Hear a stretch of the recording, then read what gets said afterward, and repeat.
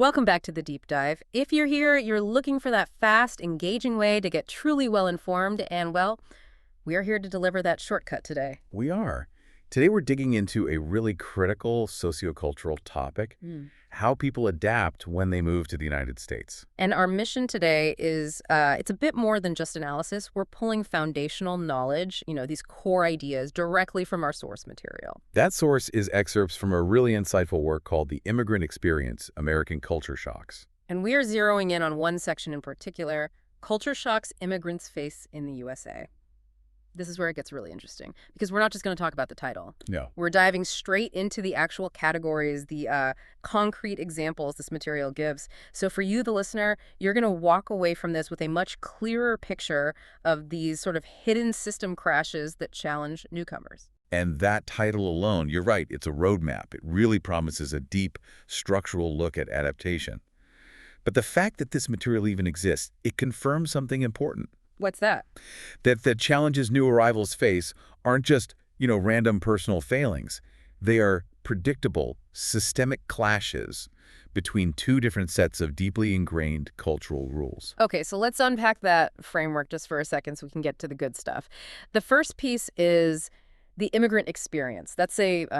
It's a loaded phrase. It is. It suggests this shared journey, but does the source acknowledge the risk of lumping everyone together? You've got hundreds of different cultures coming here. Is that term maybe a little too broad? That's a great question, a really critical one. Yeah. And the material actually addresses it. The authors choose the word experience on purpose. You emphasize what? To emphasize the shared process of adaptation, regardless of where someone comes from. It frames the whole thing not as just a statistic on arrival, but as this ongoing transition of identity. Right, a transition that often has really high stakes. We're talking careers, family, their entire future. Exactly. So it's about the internal active negotiation that's happening, not just the passive status of being an immigrant.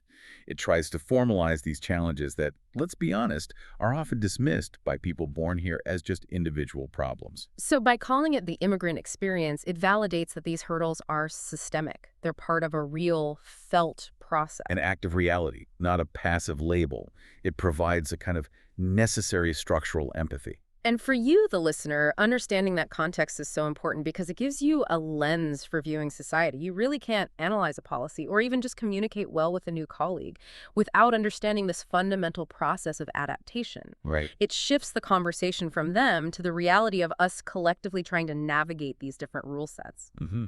Okay, so let's pivot to the mechanism, culture shocks. I mean, the language there is deliberately dramatic. Why not just say cultural differences? What does the term shock really get at? Shock implies so much more than difference. It's not about, trying new food. It suggests a disruptive, a really disorienting collision, A system crash. a total system crash. Mhm. It's that moment where the internal logic system you've built over decades in another culture just fails. Completely and spectacularly in a new context. So it's the gap between the visible culture, like you said, food, clothing, holidays, and the invisible stuff. Yes, and the source is all about that invisible culture. Things like social etiquette, professional communication styles, how you value time, even the rules around showing emotion. The shock is when you break one of those hidden rules. Exactly. And you cause this psychological or maybe even professional disruption. The shock is that feeling of realizing your most basic assumptions about how the world works are just invalid here. That distinction is the key, isn't it? It unlocks everything. You expect the food to be different. You don't expect the rules for asking for a raise to be completely alien. And framing it that way is so valuable because it takes adaptation out of the realm of personal failure. That why can't I figure this out feeling, and puts it squarely into the realm of system incompatibility. It's like you're running an old operating system on brand new hardware. That's a perfect analogy. The interface looks familiar, but the fundamental commands just don't work. So if that's the nature of the shock, the next logical question is, what are the most common system crashes? And that brings us to the third part, in the USA, because this isn't generic advice, it's specific. Correct. The source identifies distinct American traits that are the catalysts for these shocks. These are the things that are often totally invisible to people born and raised here. Okay, so let's get into it. What's the first major category the source identifies? The one that hits daily life and professional credibility. The shock of time and pace. Ah, yes. This is a classic example of an invisible culture clash. The source points out that American life, especially professional life, operates on what's called a monochronic time system. Monochronic, meaning one thing at a time. One thing at a time. Time is seen as this linear, finite resource. You schedule one task, you move to the next. Deadlines are rigid, and being on time, well, it's almost a moral issue. So if you're late to a meeting, it's not just an inconvenience. It can be seen as you being disrespectful or unprofessional. Precisely. Now, contrast that with many, many cultures around the world that operate on a polychronic system. Which is? It's where relationships and simultaneous tasks are more important than a fixed schedule. If a key client just shows up, you deal with them, even if it makes you late for something else. Time is fluid. Relationships come first.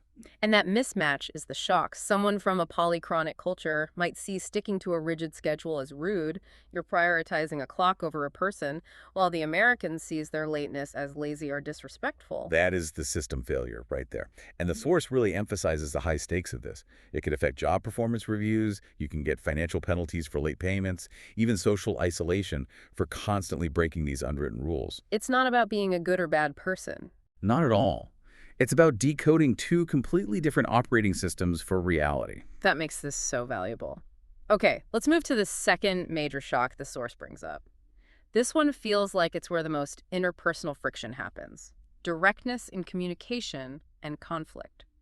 This one is huge. It boils down to the concept of high context versus low context communication. Right. And American communication, especially at work, is Extremely low context. The message is delivered explicitly, clearly, directly. You are expected to say exactly what you mean. Feedback is supposed to be straightforward. Can you give us an example of how that causes a shock? Sure. In many high-context cultures, the main goal is to avoid direct conflict, to save face. So if a colleague's work is not good, a manager might use incredibly indirect language. Like what? They might say something like, perhaps this section could benefit from another review, or they'll praise the effort while totally ignoring the bad result. The goal is to not embarrass the person. But in an American office, that just wouldn't fly. It would crash the system. An American manager is expected to be direct. This section needs major revision. Your timeline was unacceptable. So the immigrant who's used to these indirect, high-context cues? They might hear the polite part, the faint praise, and assume everything's basically okay. They completely miss the critical feedback that was, to them, hidden. The source calls this out as a massive point of professional misunderstanding. And that's where the system rewrite has to be so painful. You've been taught your whole life that direct criticism is rude, it's aggressive, and now all of a sudden your career depends on being able to give and receive it. That cognitive dissonance is the shock. And the source highlights the perception gap. The American manager sees the indirect person as being evasive or defensive. While the immigrant sees the American as being hostile or unnecessarily blunt. Yes, both people are following their own cultural rules perfectly, and the outcome is still failure. Let's pivot to a third one. This is maybe more practical, but just as foundational. The material ties it specifically to being in the USA. It's about extreme individualism and the service economy. Right, this is often a daily, grinding shock, not one big collision. It all comes from that core American value of self-reliance. Individualism. Exactly. And while that's often praised, the source details how it translates into this high expectation of personal responsibility in almost every interaction. You mean like dealing with huge, complex bureaucracies on your own?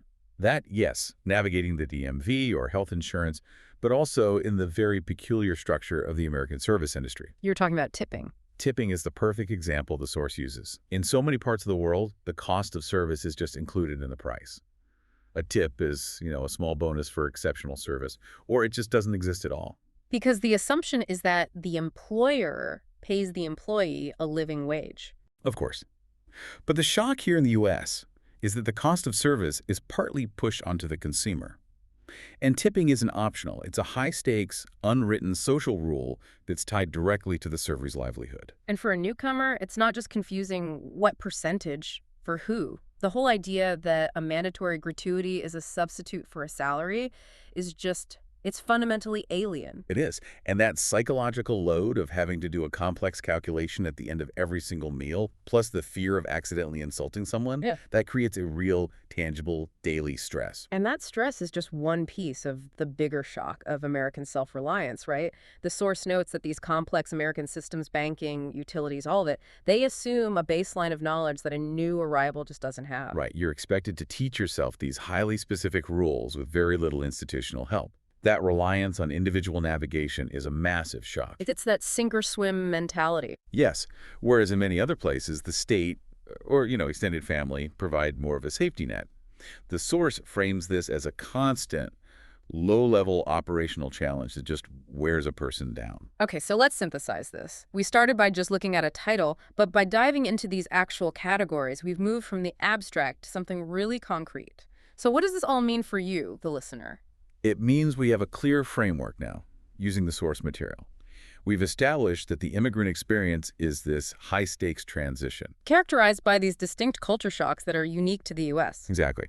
And we've looked at specific system clashes, the rigidity of monochronic time, The need for low-context directness, and the demands of extreme individualism and the service economy. and understanding that structure is the first step. You stop seeing a colleague who misses a deadline as incompetent, and you start seeing them as someone caught between two conflicting operating systems. Monochronic versus polychronic.